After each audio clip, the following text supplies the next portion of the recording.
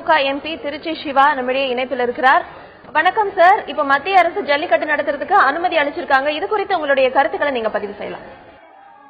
வணக்கம்மா. அதாவது தமிழ்நாட்டின் பாரம்பரிய பண்பாட்டின் அடையாளமாகிய வீர விளையாட்டாகிய ஜல்லிக்கட்டு உச்சநீதிமன்றத்தால் தடை செய்யப்பட்டிருந்தது.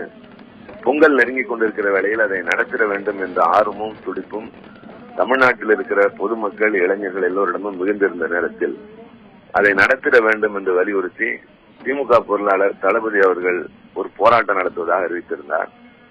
பின்னர் மத்திய இணையமைச்சர் திரு பொன் ராதாகிருஷ்ணன் அவர்களுடைய வாக்குறுதியை ஏற்றுக்கொண்டு அந்த போராட்டத்தை கைவிடுவதாக தலைவர் கலைஞர் அவர்கள் பெருந்தன்மையோடு சொல்லியிருந்தார்கள். இன்றைக்கு மத்திய அரசு எல்லோருடைய எதிர்பார்ப்புக்கு ஏற்ப ஜல்லிக்கட்டு மீண்டும் நடத்தலாம் என்று அனுமதி கொடுத்திருப்பது மிகுந்த மகிழ்ச்சிக்குரியது. தை திருநாள் உண்மையிலேயே மிகுந்த மகிழ்ச்சிக்குரிய திருநாளாக வரவிருக்கிற தேர்தலிலும் இப்படி நல்ல முடிவுகள் வரும் என்பதற்கு முன்னோட்டமாக அமைந்திருக்கிறது. உற்சாகம் கரை புரண்டு ஓடும்.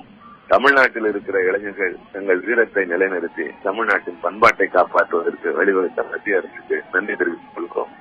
அதே போல இதற்கு தலைவர் அவர்களும் தளபதி அவர்களும் திராவிட முன்னேற்ற கழகமும் பெருமுயற்சி எடுத்ததும் இன்றைக்கு எல்லோருமே மகிழ்ச்சி உற்சாகம் இருக்கும் போது இந்த பொங்கல் உண்மையிலேயே மகிழ்ச்சி நிறைந்த பொங்கல் திருநாளாக அமைகிறது.